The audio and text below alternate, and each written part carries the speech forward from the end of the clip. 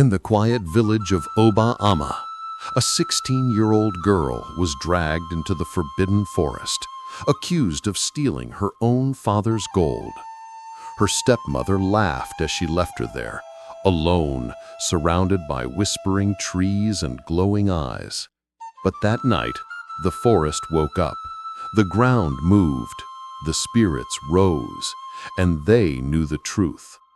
By sunrise, the same woman who sent her there would never be seen again. They say the forest doesn't forget, and when karma came walking back to Oba-Ama, even the gods stood still.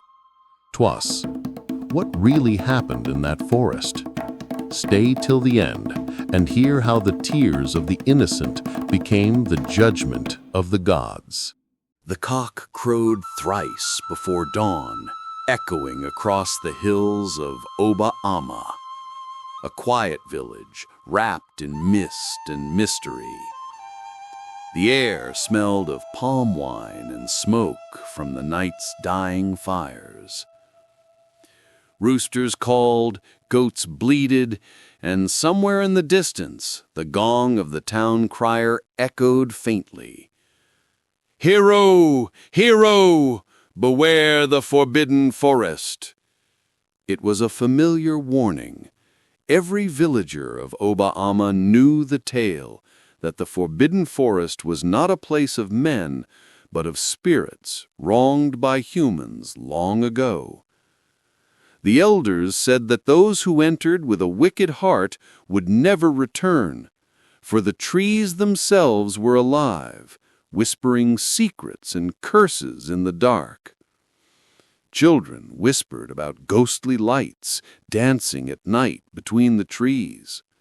Hunters swore that sometimes they heard voices calling their names, soft and sad, like lost mothers searching for their children. And yet none dared go near. Amid this quiet, fear-laced village lived a girl named Adaeze, the daughter of the late Mama Ifunanya, a woman once known for her kindness and healing hands. Adaeze had her mother's gentle eyes, her smile, and her soft heart. The villagers adored her. They called her Nwaoma, the good child, for she would fetch water for the old, help strangers carry firewood, and sing lullabies to crying babies. But where love gathers, jealousy also hides.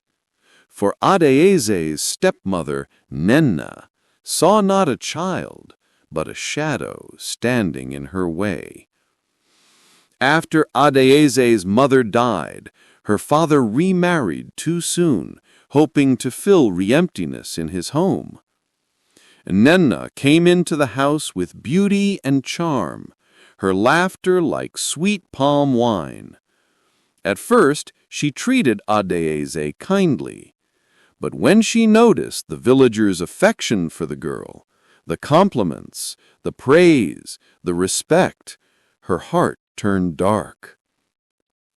From her hut, she would watch Adaeze sweep the compound, humming softly to herself, her skin glistening in the morning sun, her smile unbroken even in labor.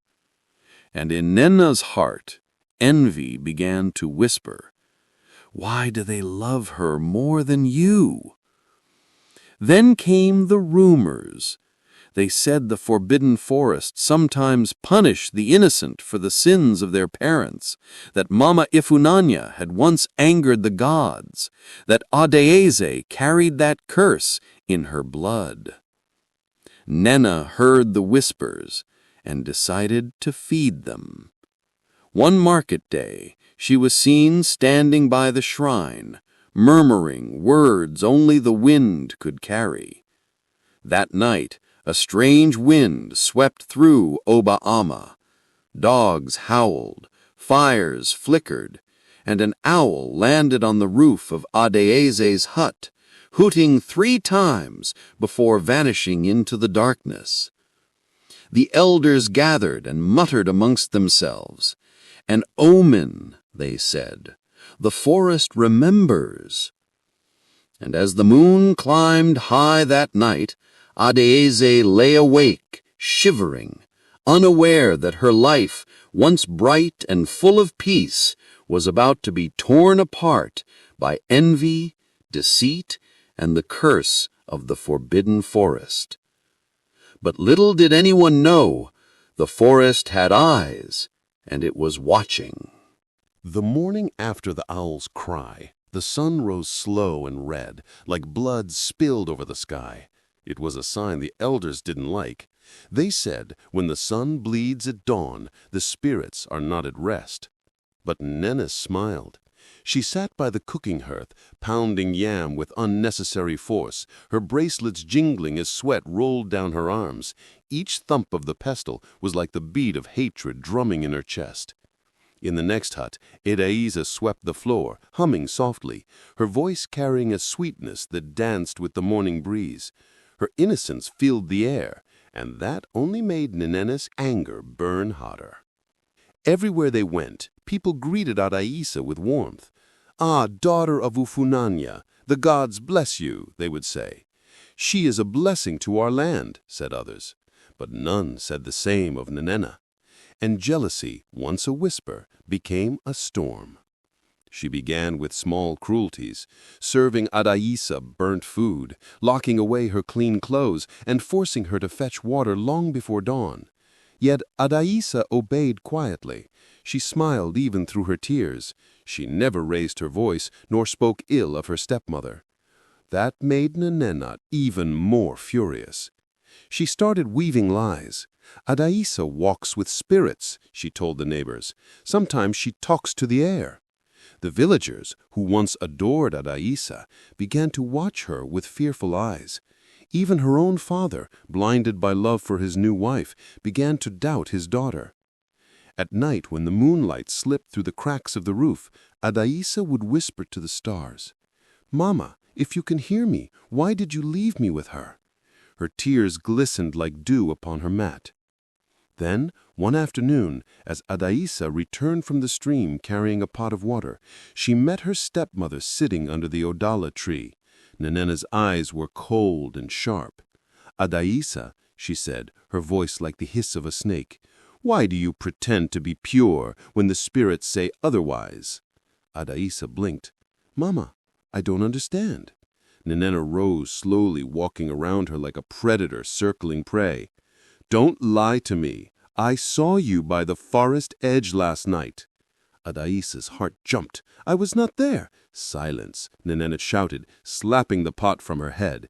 It shattered on the ground, water spreading like tears across the sand.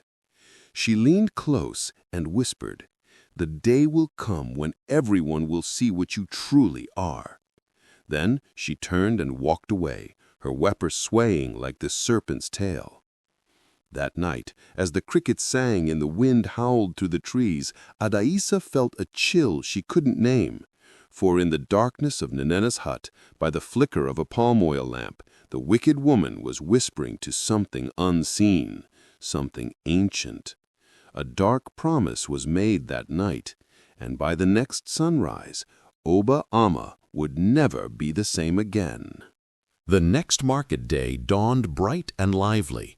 Drums echoed through Oba Ama, traders sang, children ran through the dust, and women bargained with sharp tongues and laughter.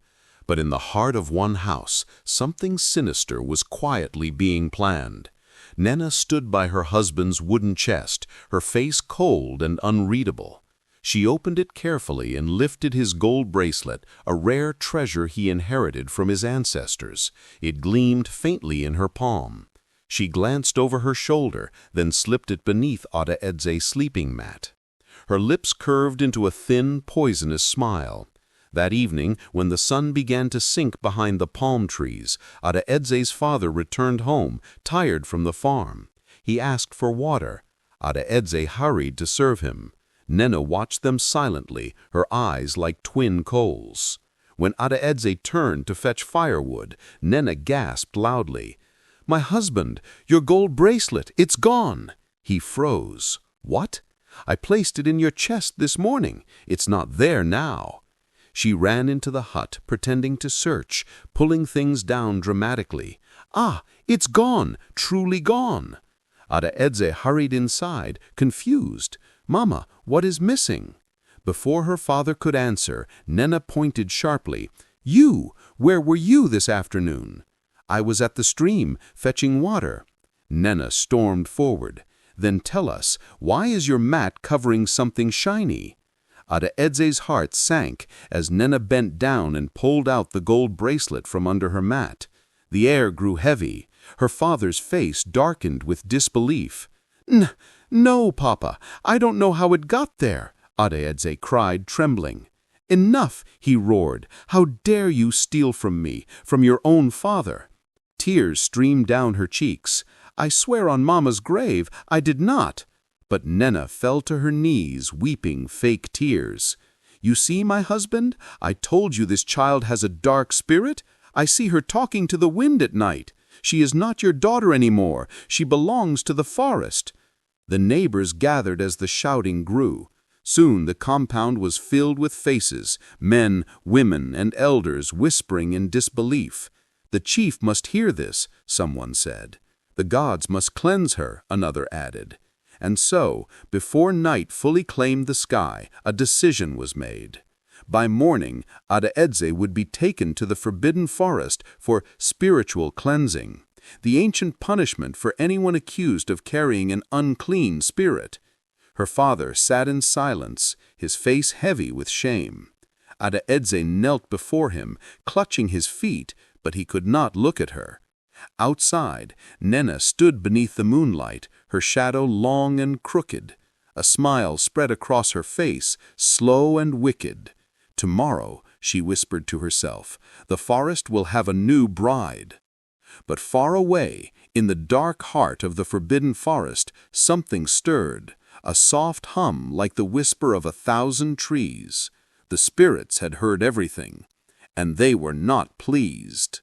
The dawn came heavy with mist. Not a single bird sang. Even the roosters, those proud heralds of morning, seemed afraid to crow. A crowd gathered at the edge of Oba Ama, men holding staffs, women clutching charms, and the elders standing with grave faces. In their midst stood Adaedze, her wrists bound with a woven rope of palm leaves, her head bowed low. The villagers whispered as they looked at her. "She was always too quiet," said one woman. "Didn't I say something strange followed that girl?" another murmured.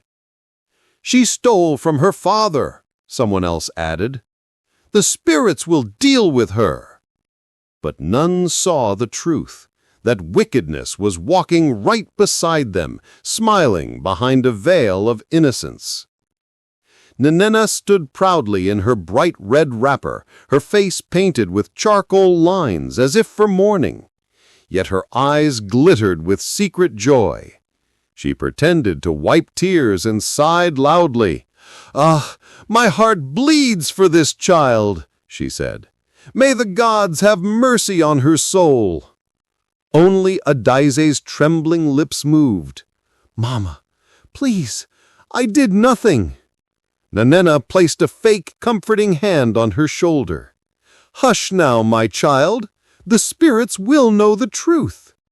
When the village chief raised his staff, the people grew silent. "By the traditions of our ancestors," he said solemnly, "the accused shall be taken to the forbidden forest. If her spirit is pure, the forest will spare her. But if she carries darkness, she will never return." The gong sounded 3 times. The path to the forest was narrow and overgrown, lined with ancient trees that reached toward the sky like giant hands. The air grew cold as they walked. The villagers followed at a distance, chanting prayers to ward off evil. But when they reached the outer boundary, marked by a fallen iroko tree, they stopped. None dared to go further. "From here," said the chief, "the stepmother must lead her in. Blood calls to blood."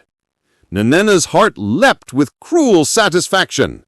She grabbed Adaize's arm roughly and dragged her into the shadows. The sound of the villagers faded behind them until only the whisper of the wind remained. Deeper and deeper they went. The forest was alive, its silence too thick, its air too heavy. The ground was covered with strange glowing fungi, and sometimes eyes flashed from behind the leaves. When they reached the center, a wide clearing where the light never touched, Nenena turned to Adaize.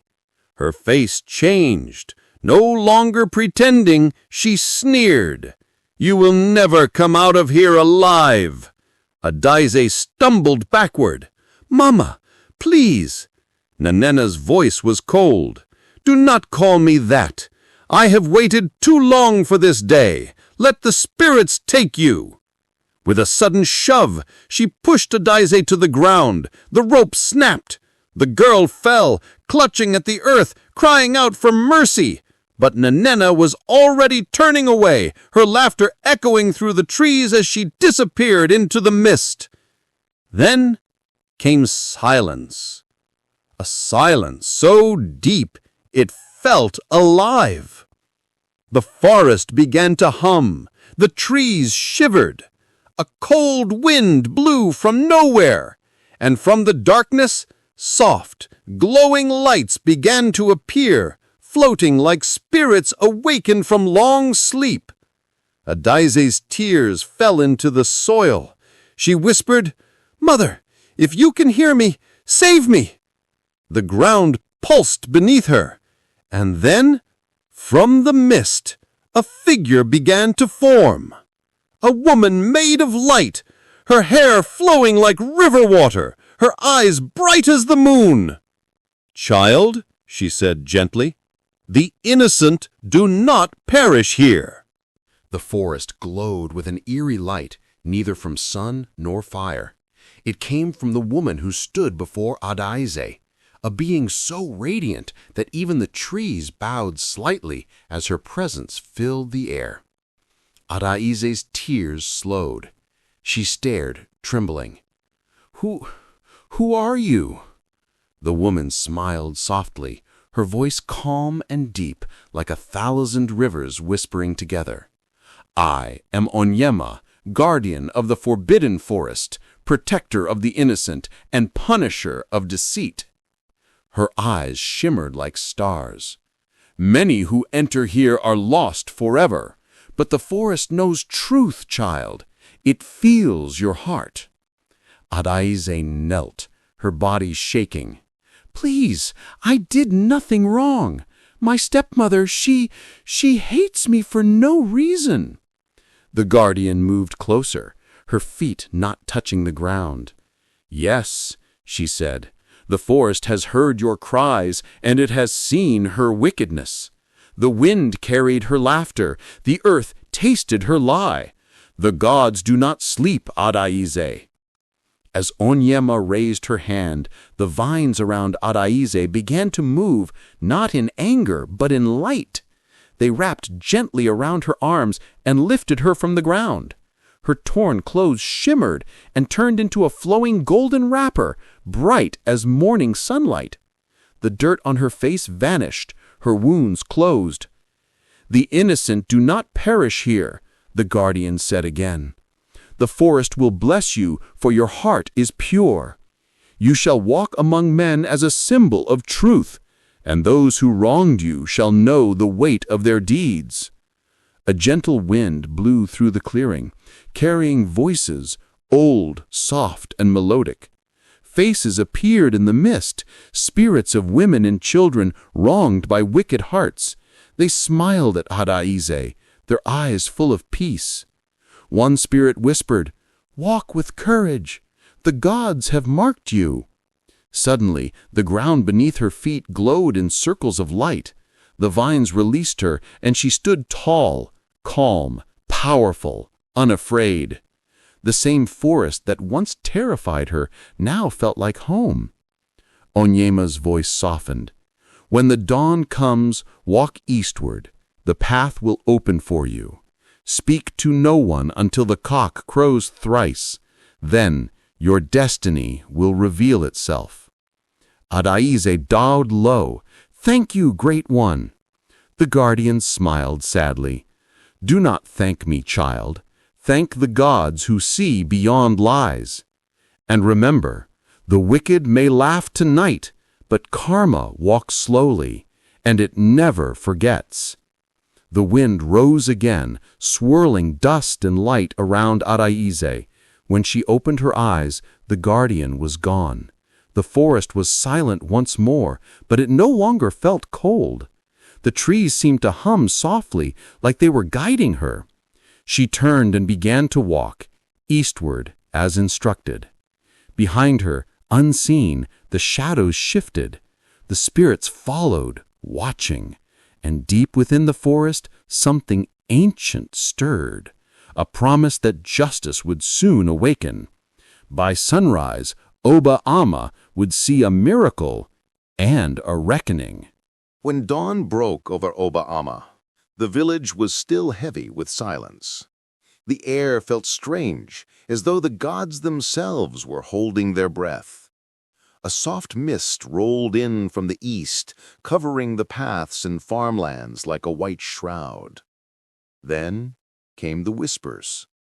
A child running from the stream shouted, "I saw something! A woman, glowing like the moon, walking toward the village." At first, no one believed him. But soon others saw it too, a figure emerging from the mist, her wrapper golden, her steps light as wind. Her hair shone, her eyes bright with peace. It was Adaize. The villagers gasped. Some screamed and fled into their huts. Others fell to their knees, trembling. "Spirit child," they cried, "she has returned from the forbidden forest." The elders gathered quickly, their mouths dry with fear. "No mortal leaves that place alive," one whispered. "If she stands before us, then she carries the touch of the gods." As Adaize entered the village square, the morning light broke through the mist and rested on her face. The same people who had called her cursed now bowed to her in awe. Even the air seemed to hum in reverence.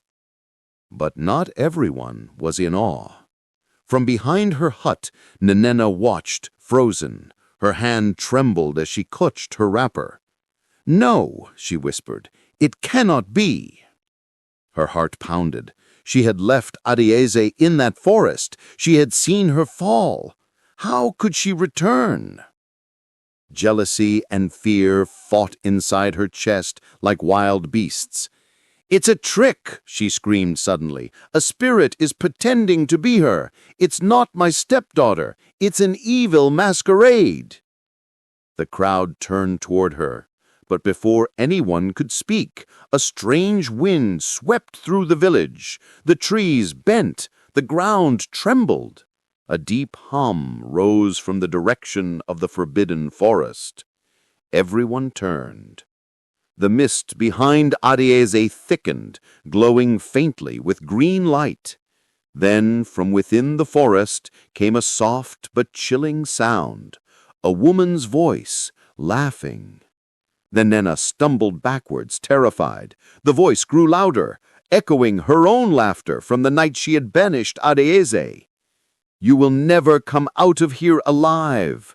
Those were her very words, now thrown back to her by the unseen spirits. "No, no," she screamed, clutching her ears. "Stop it!" The crowd stared in horror as Nanena turned and ran toward the forest. "I will prove she is a demon. The forest will obey me." Adaize called out softly, "Stepmother, don't go!" But the wind drowned her voice. Nanena vanished into the mist. Moments later, the forest roared like thunder. The villagers heard one single scream, sharp, piercing, and final. Then silence. From the forest edge, something fluttered out, a red scarf, the same one Nanena had worn that morning. It landed gently at Areeze's feet. The people fell to the ground, trembling. "The forest has judged," the chief whispered. "The spirits have spoken." Areeze knelt, tears glistening in her eyes, not of hatred, but sorrow. For even though the wicked had met her fate, she still grieved that a human heart could turn so dark. But this was not the end. It was only the beginning of her destiny. The sun rose slowly over Oba Ama, golden and gentle, washing away the night's fear. The mist had cleared, birds sang again, but the people still whispered, not out of gossip, but reverence. They spoke the name Addaisa as though it were sacred. "The gods spared her," they said. "The forest blessed her," said others. "She is the daughter of light." The chief called a gathering beneath the great Udara tree. The entire village came, old, young, men, women, even travelers from neighboring lands. Addaisa sat before them, calm, radiant, her presence quiet but powerful. The chief spoke solemnly. "Our eyes have seen what words cannot explain. The spirits have judged, and justice has been done. From this day, let this child be a daughter of the land, not of sorrow, but of truth." He stood, lifted his staff, and touched it gently to her shoulder. "You shall live in my house, and may your wisdom guide this village for years to come." The people cheered, drums began to beat, not in celebration of victory, but of gratitude. For once again the gods had shown that they never sleep. As the days passed, Addaise became more than a symbol. She taught children kindness, cared for widows, and settled disputes with calm judgment that even the elders admired. People traveled from distant villages to seek her counsel. Some came out of curiosity to see the girl who walked out of the forbidden forest alive. Others came to hear her story. But Addaise never spoke of Nena's fate. When asked, she only said softly, "The forest takes only what it is owed." The trees would sway gently as if bowing to her prayer. One evening, a child asked her, "Mama Addaise, are you never angry at what your stepmother did?" Addaise smiled faintly, her eyes glistening in the fading light. "Anger is like fire, my child. It can warm your heart or burn your soul. I chose warmth." Then she looked toward the forest and added, "The gods see the tears of the innocent. The wicked may laugh today, but karma never forgets." The wind rustled through the leaves, soft, approving, eternal. And as the child ran off to play, the first star appeared above the forest, shining brightly, as if the heavens themselves were smiling upon her. That night the elders gathered to tell Addaise's story around the fires. It became a tale passed down from generation to generation, a tale of envy, deceit, and divine justice, a tale that began with sorrow but ended with wisdom. And so they say in Oba Ama and beyond, he who digs a pit for the innocent will one day fall into it. For the gods may walk slowly, but their feet never stumble. Thank you for watching. Please do like, comment, and subscribe to this channel, and turn on post notification to get more exciting stories from us.